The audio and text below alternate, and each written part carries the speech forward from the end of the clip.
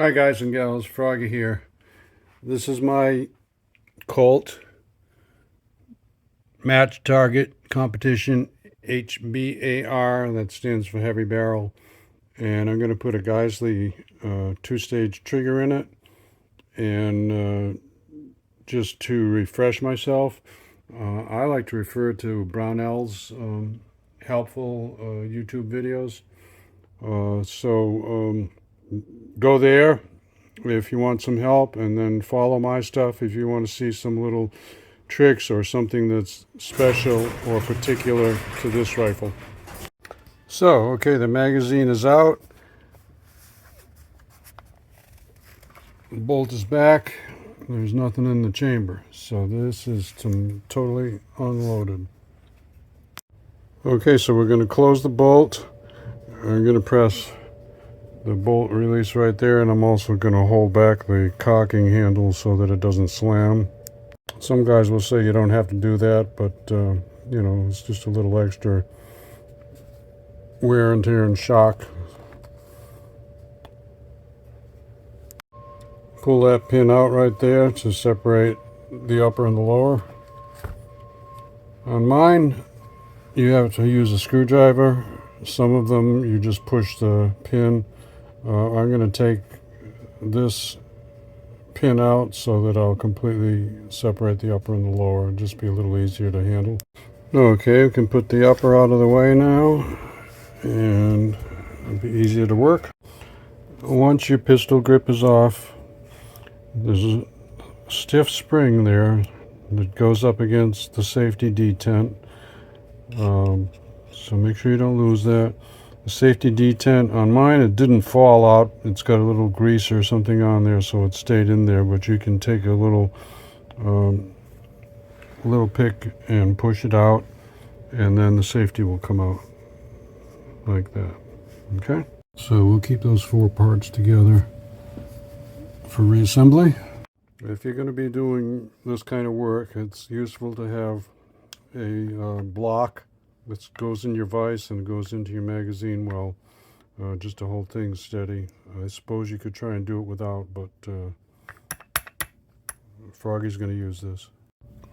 Pull the trigger to release the hammer, then take a punch and drive the hammer pin through, and you'll be able to lift the hammer with a spring out of the lower receiver. There'll be a little tension on this. Okay, we got a little glitch here, and I'm going to keep filming this so that you can learn. The hammer pins are different sizes, and I noticed that when I went to test fit the new one in there that was loose, too loose. So I've got a caliper, and I'm going to measure these two hammer pins, zero that out. So the original one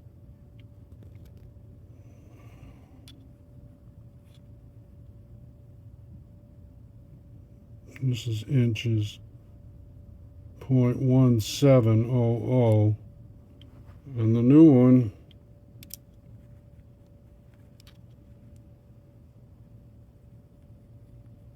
.155, or probably .154 is more commonly called. We're getting into hundredths or thousandths of an inch.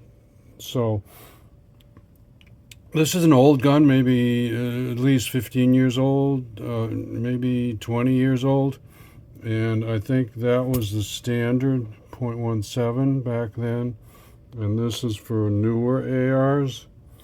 So we're going to put this back together, but I wanted you to learn the difference in hammer pins, and it might even be a difference in the trigger pin also, but I'm not going to go that far.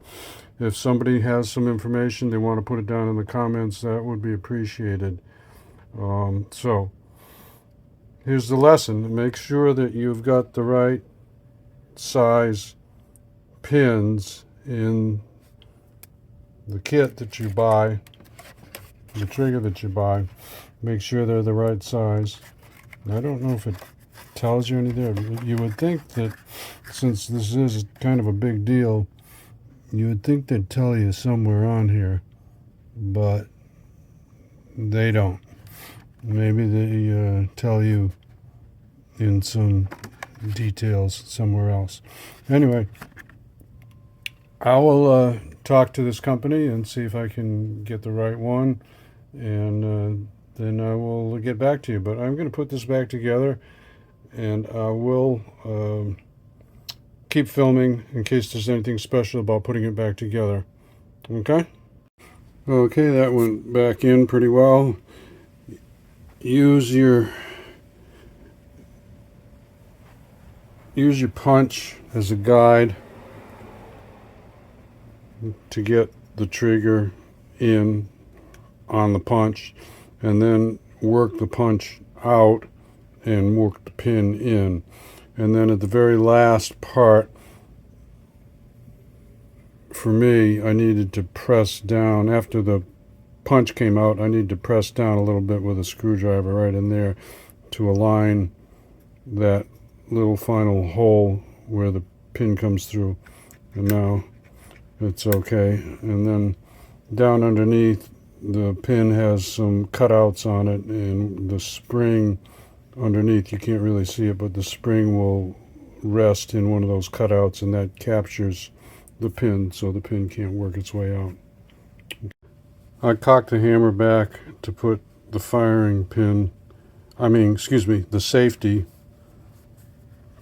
through the lower receiver, and don't forget the detente goes up there, pointy side towards the safety, and then your spring is going to press up against that, and it's going to rest in the grip.